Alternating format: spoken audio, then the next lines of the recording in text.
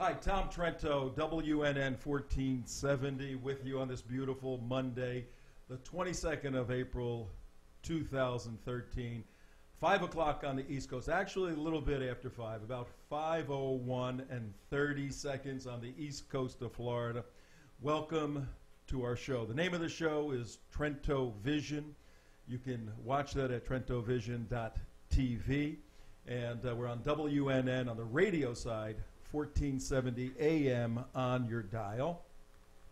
And it's Monday, and what an amazing weekend we have been through, ladies and gentlemen. We left you last Friday. Our show last Friday was regarding Muslim Day. It was a significant show that occurred in the state of Florida, and we'll have a little update at the end of this show regarding what occurred over the weekend as it relates to American laws for American courts. But also breaking on Friday was the search for one of the brothers. We'll get to that in a second in the Boston bombing. But here we are now at the front of what's going to be an extremely busy week. Not only busy in the Middle East, where all kinds of stuff is going on, not only in Iran, another troublesome part of the country, not only North Korea, they moved 2 more weapons systems, missiles to the East Coast. Not only there, not only in Canada. Earlier today, there's breaking news of a jihadi cell being broken up, and the jihadi cell was targeting New York, it looks like. Not only Boston, as this issue is unraveling there, but this week, this is a very important week for TrentoVision, for the United West. We're doing an expose. We're doing a 5-part expose on the Southern Poverty Law Center. And then when I say the word poverty, hi CJ, you just popped in there. How you doing? Yeah, I did. Good. Did you have a nice weekend? Yeah, well, you said poverty, and my face naturally popped up. Oh yeah, you're underneath the poverty there.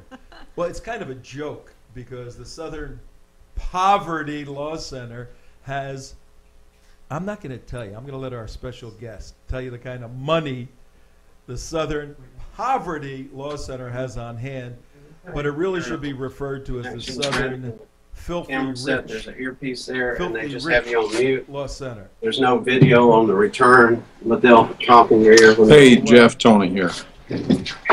Hey, so no member? I'm hearing Tony in my ears. So, okay. We got our guest hooked up, so that's good. We know that that's good. And getting back to the money of getting the back Southern to Poverty Law the Center, Southern let's just say the richer than Skaditch. Our 5-part series, today we're going to have a special guest, I'll introduce him in a second, who will give us an overview and why the Southern Poverty Law Center is literally a dangerous organization to Western civilization. And our special guest that you'll hear from in just a little bit, there's a connection between this organization, the Southern Poverty Law Center, and his organization, and a connection that almost resulted in the death, folks, the death, shot dead death of our guest. And by the grace of God, somebody was shot and did not die. But we're going to show you that connection in a few moments. Tomorrow, or actually during the week. So today we're going to do an overview, an investigative overview on the Southern Poverty Law Center. SPLC will refer to it. And also this week, we're going to bring in their radical gay agenda. They have gone from early on a sort of a civil rights organization that was doing some good work in the 60s and 70s. To this radical homosexual organization, Front Group, one area. They also, in a very radical way, support Islamic groups associated with terrorism. Unbelievable. We're going to dig very deeply into their finances and going to show you their tax returns. And we're going to lead up to next Monday, 1 week from today. The individual that took a 9mm gun and went into an office building in Washington, D.C. to kill our next guest is going to be sentenced in Washington, D.C. So we're dedicating this week on TrentoVision on WNN 1470 to this investigative report. It's going to be pretty interesting, I think. Yeah, I think so Yeah, too. there's a lot of stuff going I'll on. show up for it. But let me get you up to speed a bit on the Boston Bombers. On the Boston Bombers. And to do that, I got to put these glasses on. And if you've been watching the news, and how could you not be watching or listening to the news over the weekend?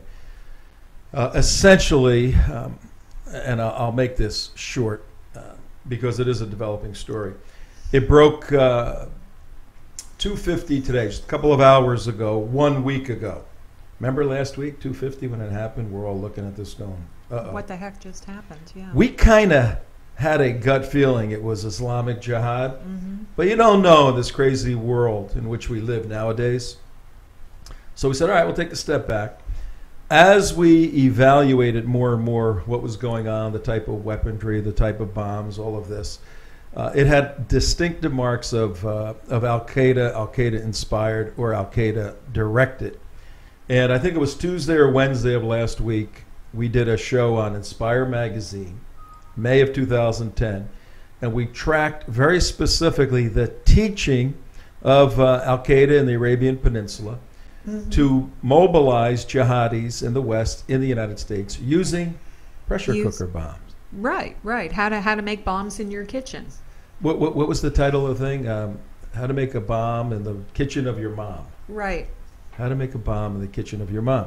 So when we saw all of this, and we looked at a couple of other dynamics, we have some experience with the Islamic Center of Boston, some experience with the Roxbury Mosque. We know there's a jihad cells up there. We came out Tuesday, Wednesday, and we said, look, we're speculating. We don't know for sure. But from a forensic analysis perspective, this looks like Islamic jihad. Now, many of us were thinking toward the Arab Muslims, who are the jihadis. But we know very well that AQ, Al-Qaeda, has been wanting the Chechens to get involved because they look more Western than an Arab does. And this was no big surprise when we found out it was two brothers. And the simplest way to remember their names, the 19-year-old is Dzhokhar. The last name, the best pronunciation is Sarnev. Yes, Sarnev. Without all the D's and all of that stuff. I call him Joker. Joker Sarnev, the 19-year-old. His brother, who is dead, Tamerlane. The brother, the younger one, was born in Kyrgyzstan. And the older one was born in Russia. I mean, these are all kind of festive areas. I'm so happy that they are not Arab. Yeah, yes, you would be, Or Imam Asian. Abdullah, wouldn't you? Oh, yeah. Well, they are the Asian, Pakis, yes, they're actually. Asian, not the Paki. I'm so glad not Paki, not Middle East. I don't hear you through that for some reason. I don't hear myself through mine. Yeah, I know that. So yeah, we.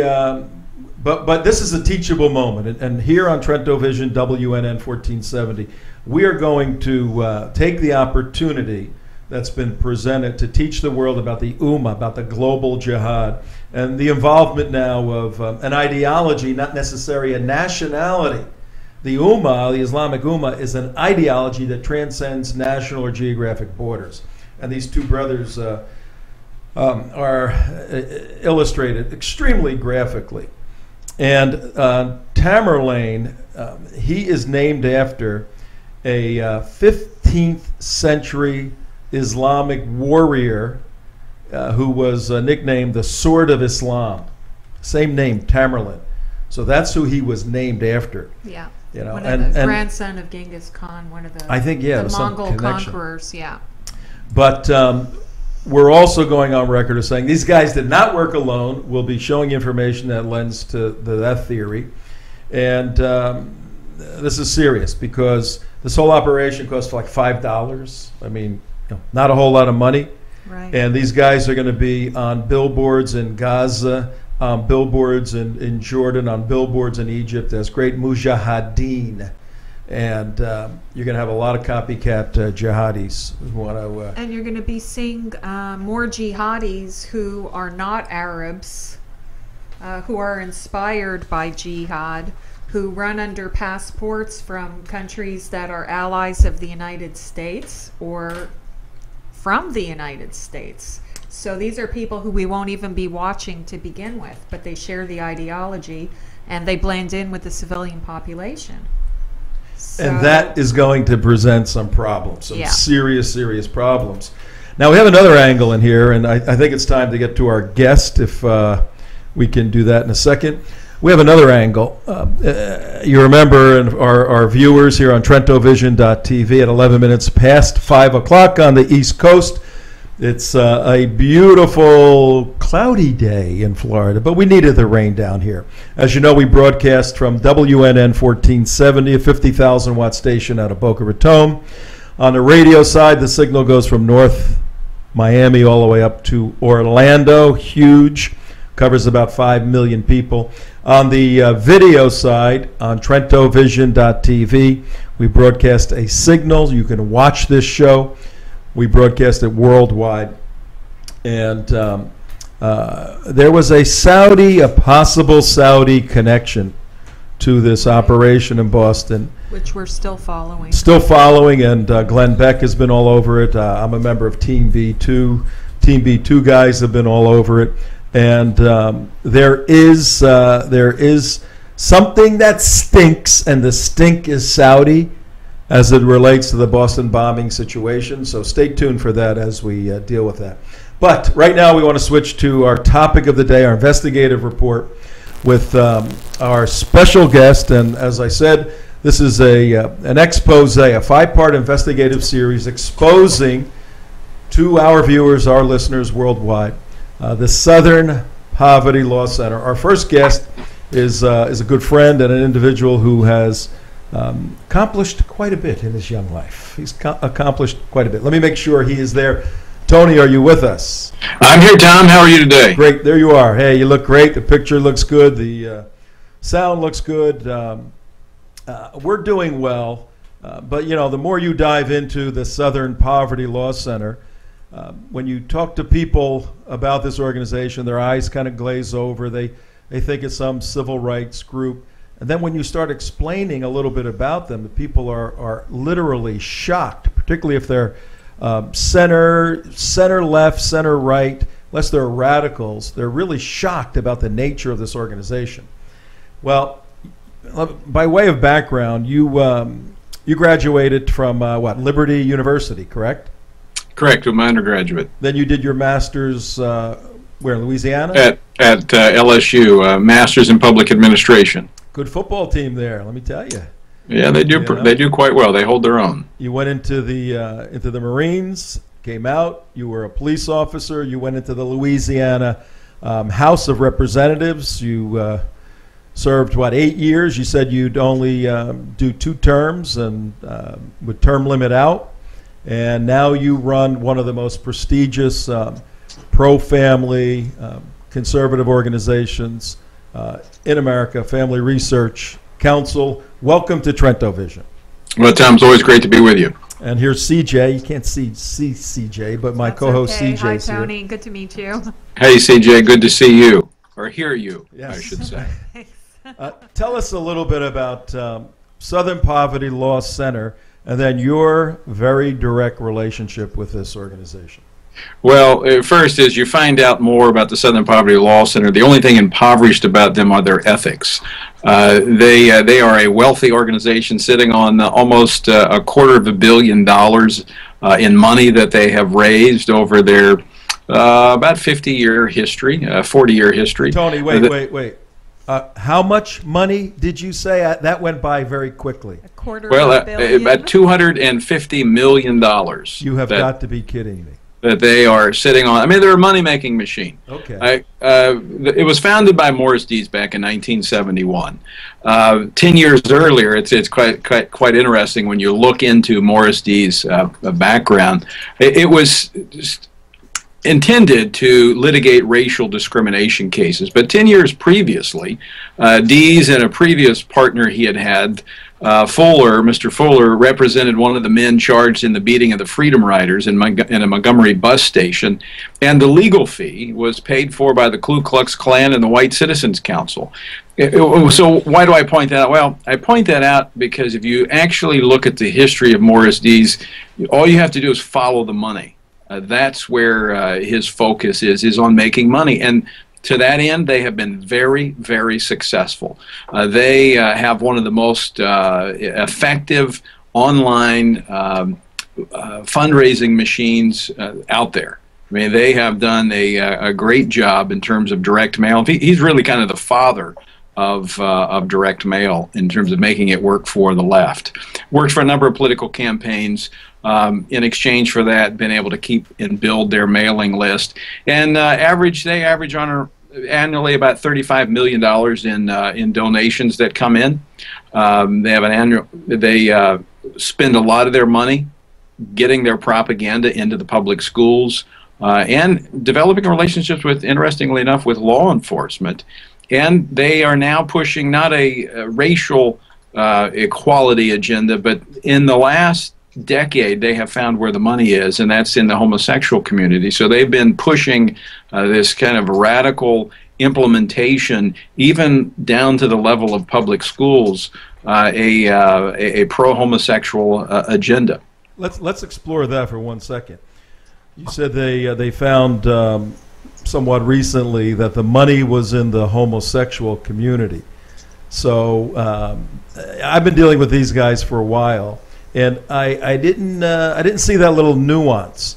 There's a tremendous amount of money in the homosexual community because they don't have wives. You know, they have to buy all these different things and all of that. But so are you saying that tactically Dees and Mark Potok and the other thugs at Southern Poverty Law Center are really sniffing out and looking for the money trail primarily, as opposed to being great civil libertarians?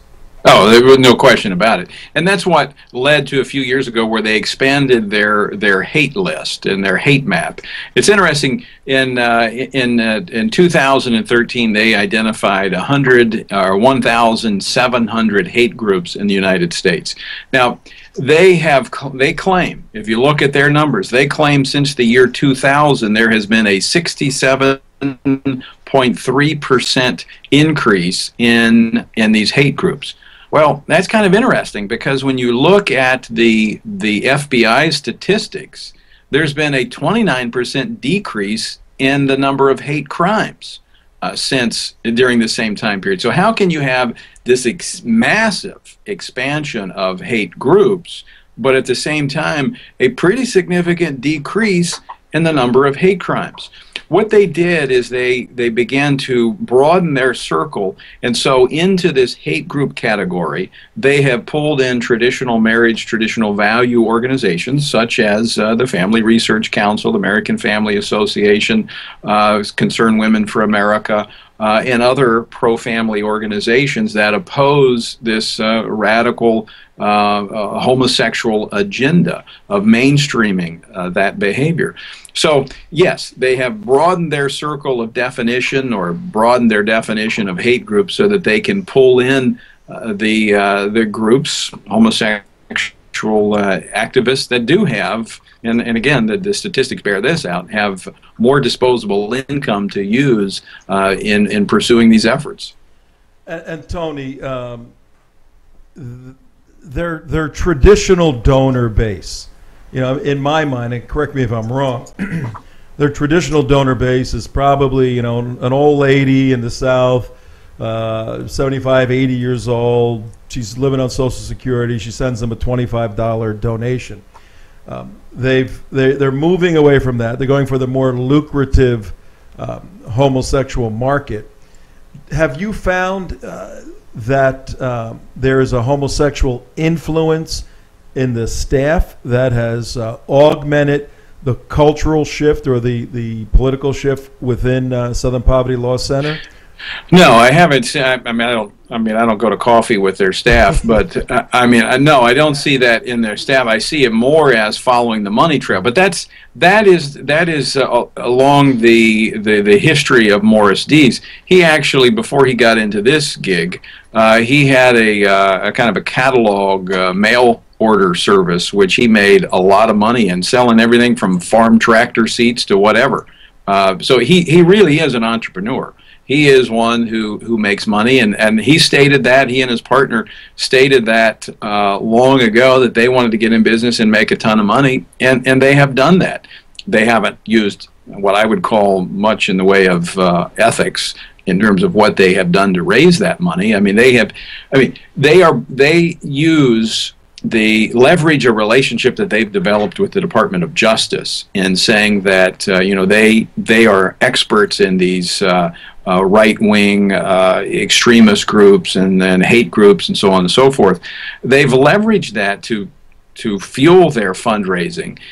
But what we have seen even here recently is that they have endangered the lives, in May in Texas, in Kaufman County, where the shooting out there, the murder of an assistant prosecutor. Right. Mark Potok was immediately on the air claiming that this was the work of the Aryan Brotherhood. And actually the second victim and his wife, the DA there, that same day said, no, I know who this is, and fingered the guy Williams, who was eventually charged last week with this crime. He led, you could argue, investigators down a rabbit trail that cost the lives of 2 more people. Right. And this is not the first time they've done this. Yeah, and he was. I saw him on MSNBC. Who, Potok? Yeah, right after the Boston bombing. He's a slimy guy, man. Completely, and right away he was pointing the finger at, possible right-wing extremists. Yeah, he was pointing the finger as they were writing the fundraising letter to send out to raise money. Exactly. Tony, what are these guys doing? You mentioned the Justice Department. What the heck are they doing with the Justice Department?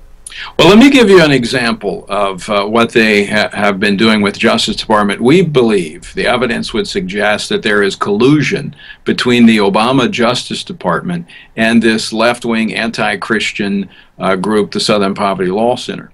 In 2011, there was the SPLC sued a Minnesota school district, the Anoka-Hennepin school district there. And this is what happened. Step back just a moment. They had adopted a neutrality position on bullying, meaning they said bullying is wrong, but they weren't going to get into being promoting of homosexuality or taking a negative view of it. They were taking a neutral view on homosexuality within their bullying policy. Well, SPLC went in and sued the school district. But then, after they sued them, they kind of did this big-time wrestling tag team approach with the Department of Justice, and then Justice came in to back up the SPLC that there was discrimination in their bullying policy because it didn't allow for sexual orientation. So what they did then is they forced this school district to comply with or accept a consent decree, an onerous consent decree. But, what are they going to do? They could fight maybe the SPLC, but they can't fight the Department of Justice. Yeah. But here's something even more onerous in this process, Tom, is that when they did this, there was a local parents group that was up there. It's called the Parents Action League. And there was a local group of parents that had been working with the school board to come up with this policy. Well, when the SPLC came in, they obviously came out and objected to the work of the SPLC. And what did the SPLC do? They labeled them a hate group and put them on their national listing as a hate group along with the Ku Klux Klan. Unbelievable. So they want to be both referee in labeling who can participate in the process as legitimate or illegitimate, and be a player too. So they're being given a lot of latitude by their relationship with the Department of Justice, and that doesn't even touch on the relationship they have with schools through their teaching tolerance program, where they send this type of pro-homosexual literature into the hands of about 400,000 teachers across the country. CJ, you had a couple of questions? Yeah, I do. I'm glad you brought up the teaching tolerance program. That was developed by none other than Bill Ayers, was it not? I believe his hand was in the cauldron there, mixing that up. Yeah. And for those of you who might not remember, Bill Ayers is the former Weather Underground bomber. Yeah, one of the weathermen, the underground guys. Unrepentant Pentagon bomber. Who also used to... friend of Barack Obama from the Chicago days, who promoted Barack and Michelle Obama early in their political careers in Chicago. And so it's not a surprise, with Bill Ayers on board at the SPLC, that they would have such an important connection with the Obamas' Justice Department. Yep. Okay. Now, what exactly is this we talk about this radical homosexual agenda. I don't think people really know what that means. I mean, people are for fair rights. People don't want to see gays or lesbians discriminated against in terms of, getting hired for most jobs, or, being able to rent an apartment somewhere or buy a home or something like that. What is this agenda that everybody's talking about that is so radical that anybody with traditional or family values would actually be opposed to it? I think we need to know what that is. Yep. Yeah, that's a great point, CJ, because you're absolutely right. Nobody is talking about preventing people from having jobs or living their lives however they want to. And in fact, in this country today, it's absolutely legal for two people or three people, that matter, to live together, buy property together. I mean, that's completely legal today. They can do whatever they want. Here's where the agenda becomes a problem, and that is just what we saw here in Minnesota in the school district, where parents of the children came together working with administrators, said, look, we don't think any child should be bullied. And I agree with that, by the way, for any reason.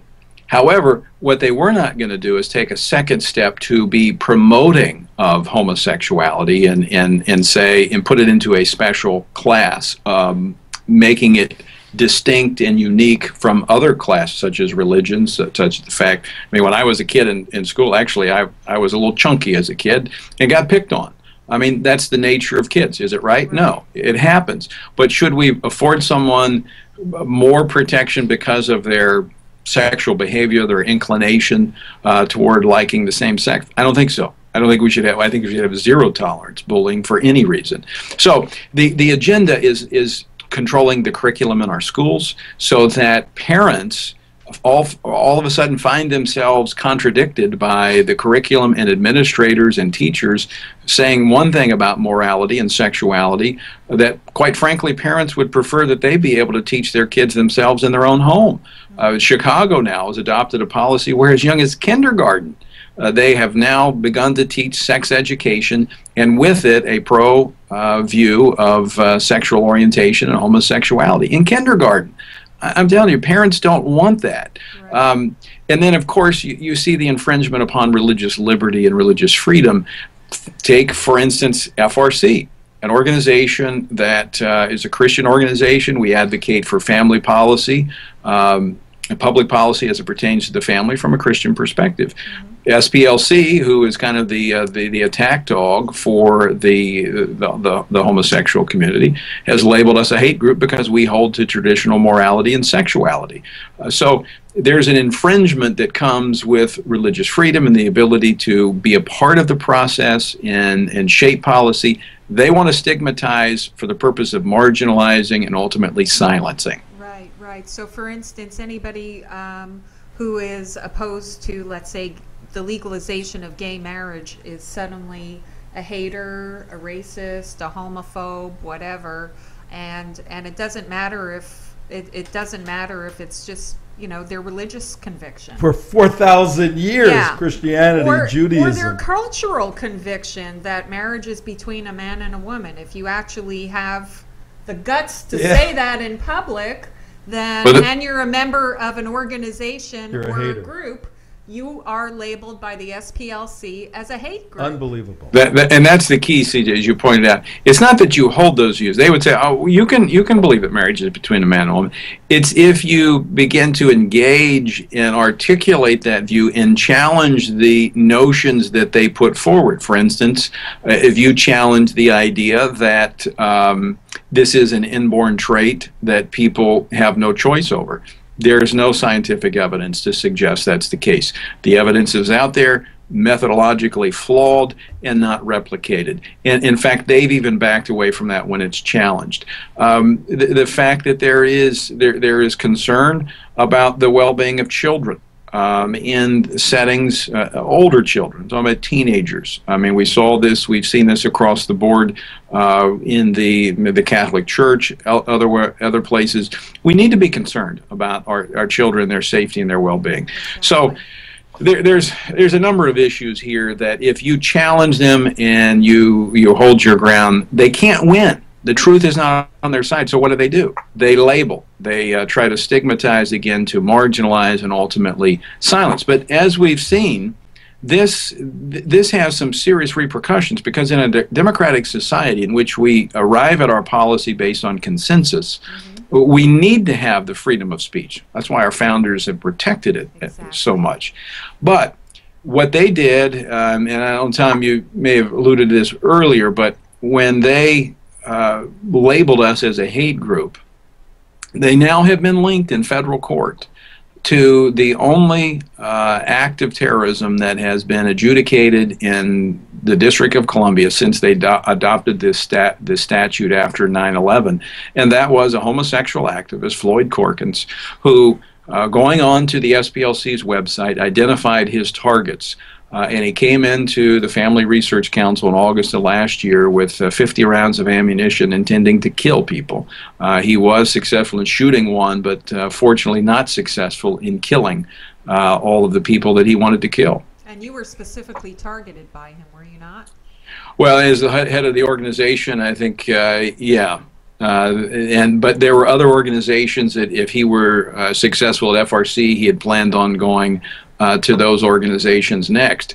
And again, I thought this to be the case. In fact, the day after the shooting, I held a press conference and challenged the SPLC to stop this reckless labeling that nearly cost the lives of the people on my team.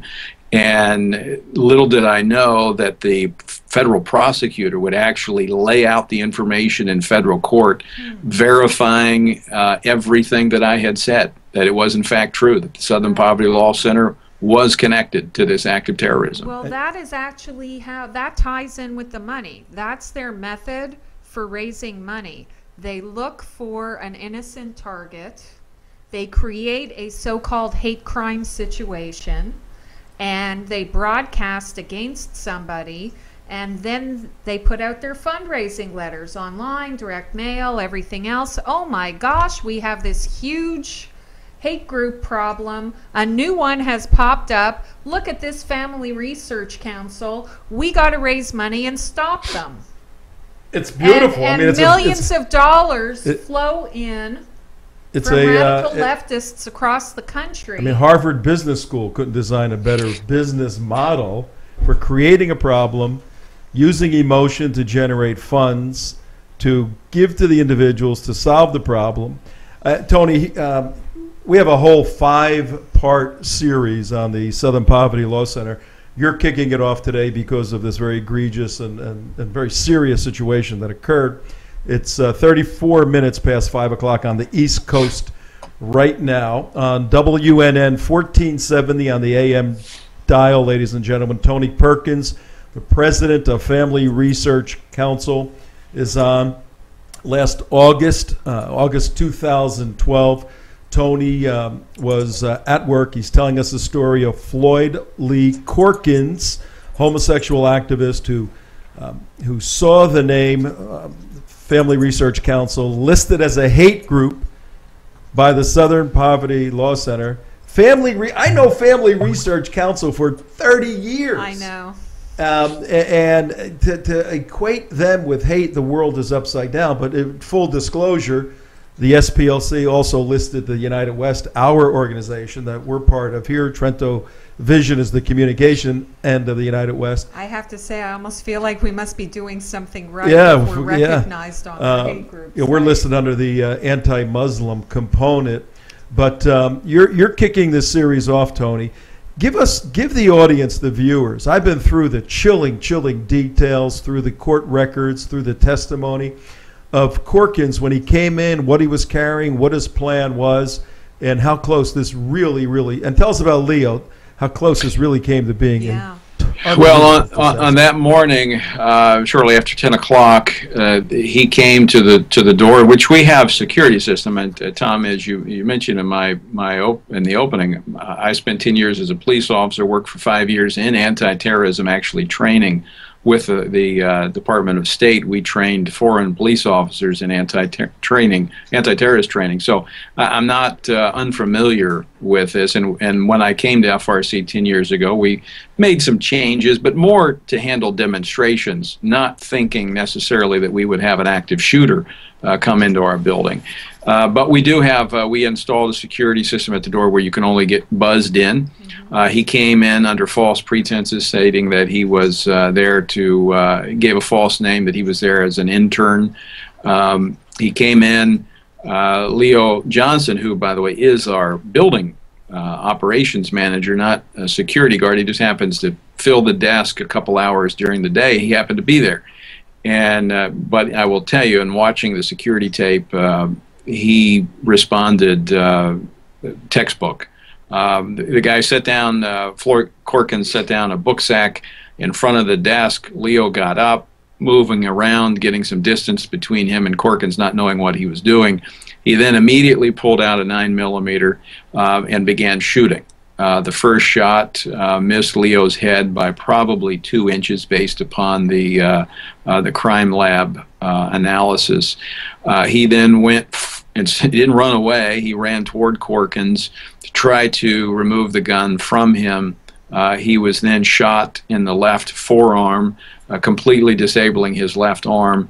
1 to 2 other shots were fired. I think it was a total of 3, but there was some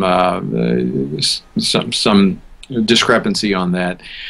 And he was still able to take him down with 1 arm and remove the pistol from him and hold him until other members of the team got there to secure the scene as the police arrived. And that's when he was bleeding profusely. And again, unable to use his left arm.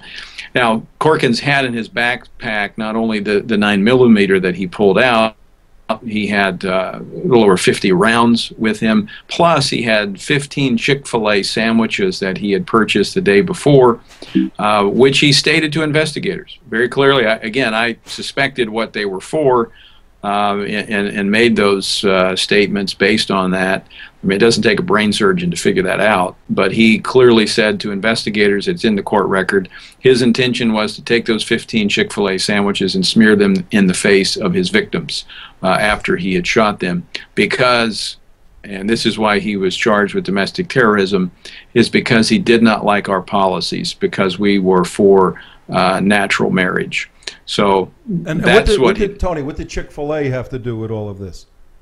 Well, that's a good question, Tom. If you go back to last summer, when the controversy was created, when the Chick-fil-A, Dan Cathy came out and said that they support traditional marriage, and all of a sudden they became the target of homosexual groups. CJ, going back to your point, what's the agenda? The agenda is to jump on anyone who would stand for traditional morality. Well, there was pushback. And if you'll remember, there was a day there in Chick-fil-A Day, yeah, which literally hundreds of thousands of people stood in line for, in some cases, hours to get a chicken sandwich. That's to right. Make a statement. Yeah. And it was an overwhelming statement. Right. I remember that. Yeah, I participated. Yeah, that was an overwhelming. So he used those symbolically as I'll kill you and I'll rub this thing in your face or whatever. Yeah. Unbelievable. Well, when is the? Well, you had a question about this. Yeah, I did. Yeah. We're gonna, while we're doing that, we're gonna put a picture up of Leo receiving an award. If you can put this picture up, Mike. I guess Leo got a bunch of awards, Tony. He has received numerous awards. In fact, the mayor of D.C. created the first ever Medal of Honor that was given to Leo. So the first ever medal in the history of the District of Columbia was given to him by the mayor, and it's gone all the way down to almost every entity there in the District of Columbia. He is recovering from a second surgery that he had just about 2.5 weeks ago, The bone in his forearm was not healing. They had to put 2 plates and screws in, and the bone was not healing, so they had to do a bone graft. And his first day back to work after the second surgery will be, coincidentally, it'll be the day that Floyd Corkins is sentenced on the 29th of April. Wow. And before we get into that, CJ has a question for you. I was at your office a couple of months ago, and Leo had a long talk with Leo about what he did, and we walked around and saw the bullet holes that are still there. And ladies and gentlemen, I saw his arm, and his arm is mangled for the rest of his life. Right. It looked like a war injury. A 9mm was just not discharged. It was fired by the perpetrator, the terrorist, point blank range, and just shattered his whole left arm. And the guy is truly a hero, and he's disabled. He's got a disability for the rest of his life. But you had a question, CJ. Yeah, I did. Actually, like almost a two-parter question on this. First of all, I think there's been nearly zero media coverage of this very important case. Is that because Family Research Council is not considered a protected minority victim in the United It's a States? hater. It's a hate group. And therefore, as a hate group listed by the SPLC, you're not worthy of the same protection as everybody else in the country. And then this sentencing next week, what do you expect to happen? What do you hope happens? Do you think a message will actually be sent or heard by anybody who plans similar acts inspired by the SPLC's irresponsibility? Well, CJ, it's a great observation because there was very little media about this. I didn't track the media the day of the shooting. I followed the kind of the media groups that track this, and they were saying that there's very little coverage, beyond Fox, and they were calculating it. And I really, honestly, that was not my concern. My concern was first Leo, and then secondly the rest of the team. Who, you can only begin to imagine if our folks are not even political, all of them. That most of them are researchers. I'm talking about PhDs that, sit down at computers and go to libraries. And, these are people that spend their time in books. They're not folks like me that have spent their time on the streets. So this was a shock to them and to their families. But they all came back to work the next day. And that was my concern, was keeping them together and keeping them whole and focused. And so I really didn't pay a whole lot of attention, but it was astounding to me that when Corkins pled guilty in court in February, and the government laid out a portion of its case in which it made the connection to the Southern Poverty Law Center, that there was crickets on the left.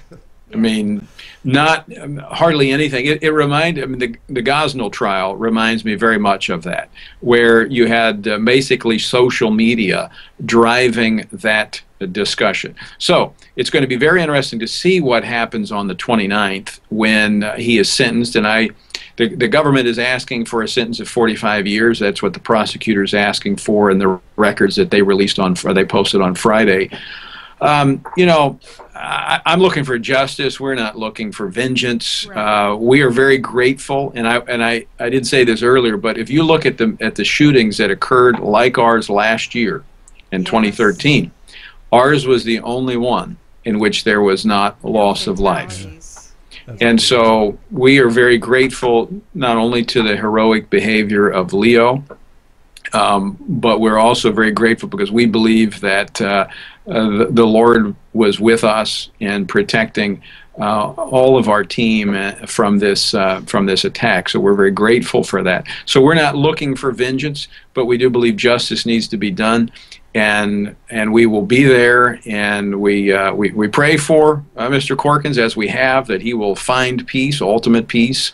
But we do think that there is a broader discussion that needs to take place here of fostering what actually a judge in Colorado in another case involving the Southern Poverty Law Center, a federal magistrate said that their behavior, their actions are fostering violence and intimidation and could potentially lead to violence. Exactly. Now we know that that is in fact the case. So that's a part of the broader discussion that needs to be held here, and the media needs to hold the Southern Poverty Law Center accountable.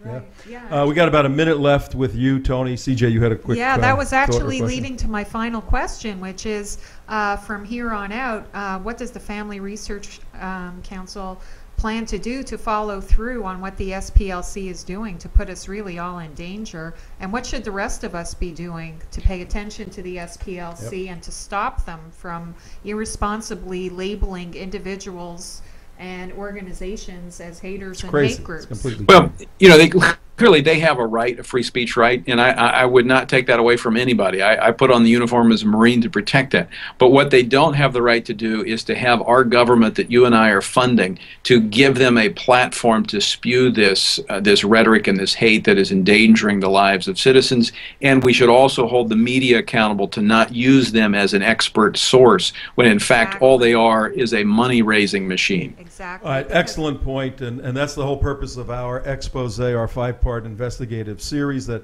you just kicked off, Tony Perkins. We're going to dig down into these folks.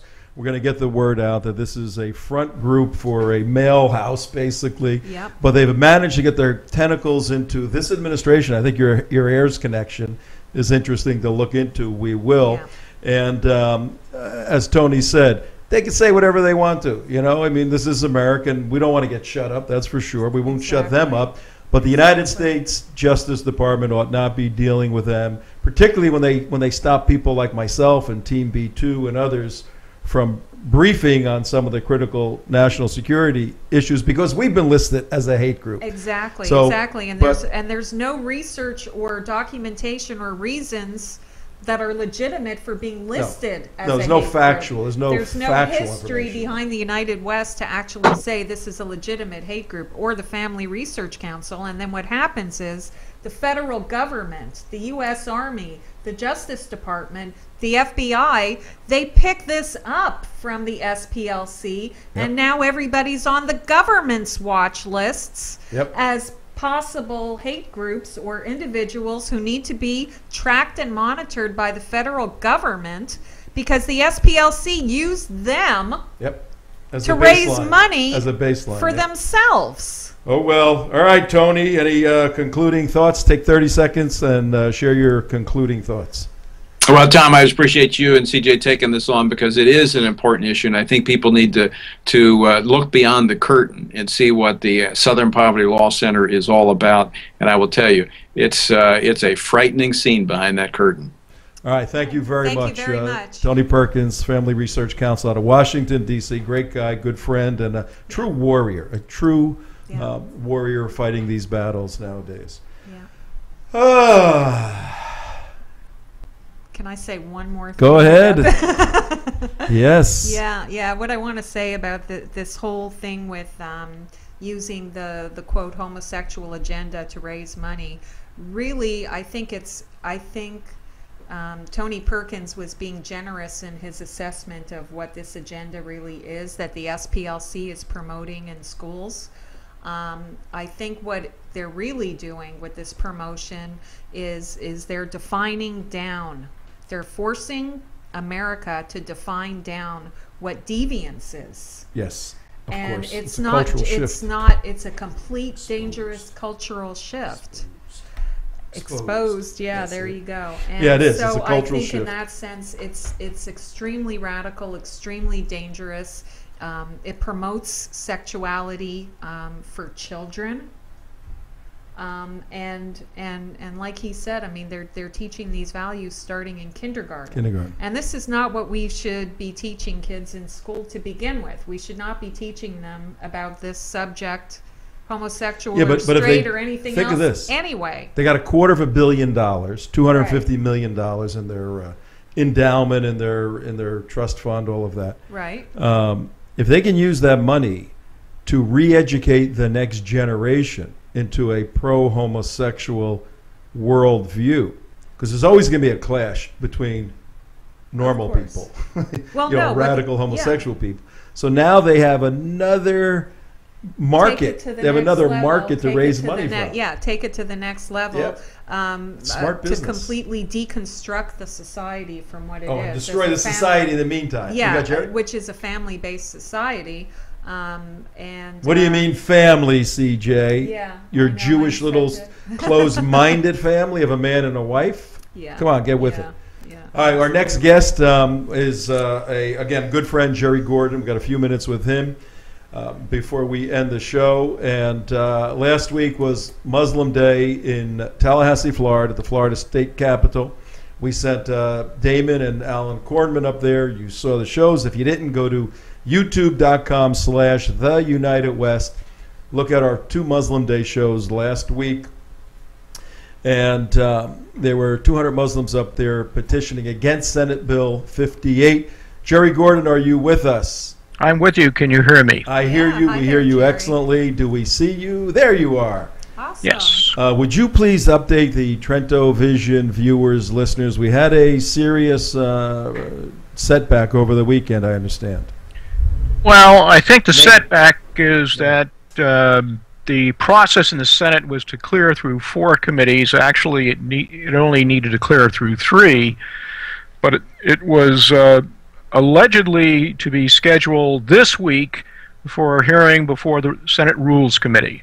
Over the weekend, we learned that it had been pulled, as the expression goes. It's not included in the agenda package for the last meeting in this current 2013 legislative session. This week is really the only week in which there can be bill consideration on the part of the Senate. Next week is sort of cleanup week in which the Senate reviews the bills passed by the House and compromises and goes forward, I guess.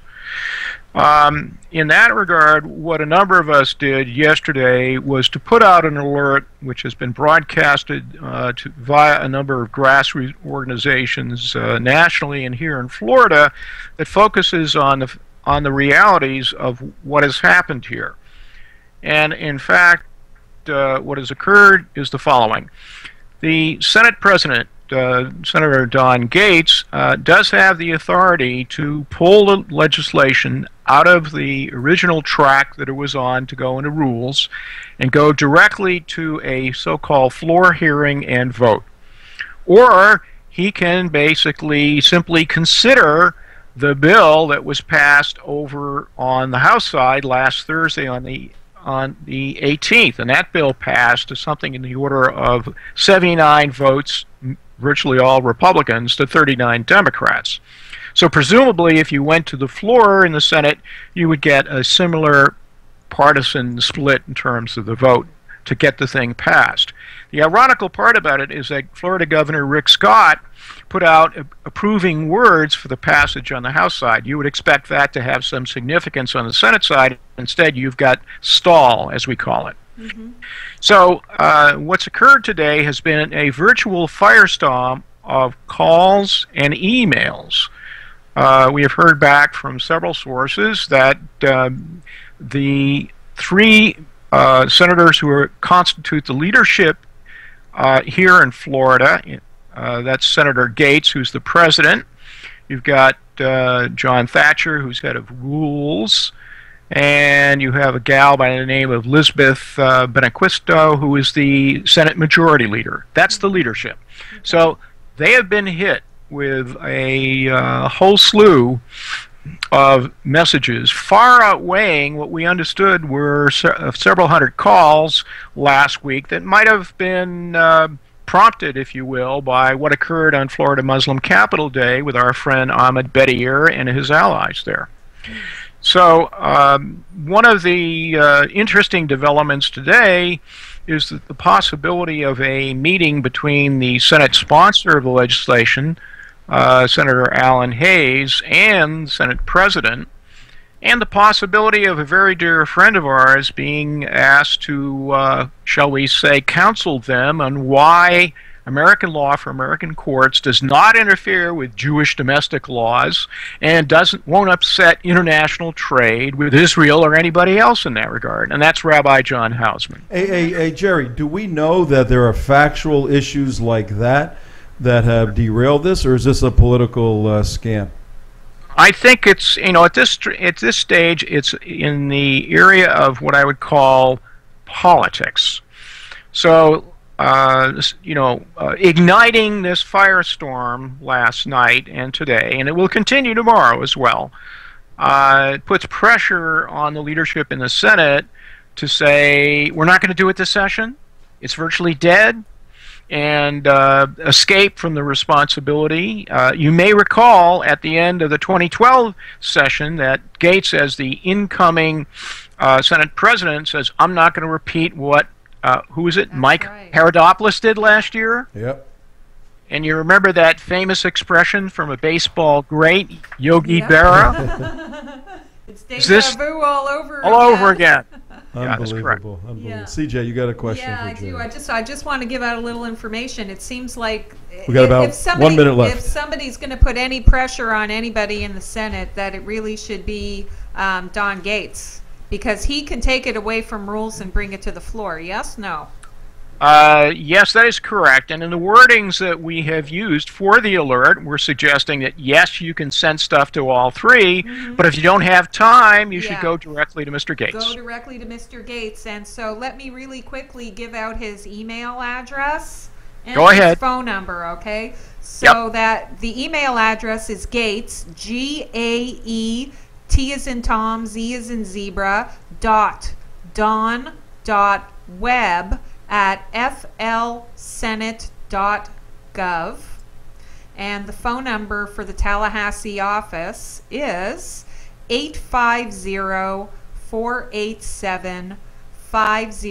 850-487-5001. Call them, ladies and gentlemen. We got to Please move do. on this. Hey, Mike, take a look at this if you can. Come to this. This is the document that was handed out last week at Muslim Day. And it's a very detailed, specific document as to what Ahmed Badir wanted the 200 Muslims to do. Bottom says follow up. It's very possible that these folks outmaneuvered the individuals that want the United States and the Florida Constitution to protect all people that are U.S. citizens, whereas these people certainly do not. And I don't see, if we don't win it this time, I don't see it coming up a fourth time. But we're at the end of the bewitching hour here. Jerry, thank you once That's again. right. Thanks, Keep Jerry. us Good to see informed. you. And, Yeah. if you need to come on every day to give us an update, we'll do that, okay? Okay, thank you all. Jerry. Thank you. Take care. Goodbye. Well, folks, we're once again at the end of another TrentoVision Show.tv. Wow, quite a show. Went fast, yeah, Yeah, it WNN did. 1470. But if time flies when you're having fun and when you're exposing the Southern Filthy Rich Law Center. Yeah. For now, we got to go. Bye-bye, everybody. Bye. Thank you. Bye-bye. Good job.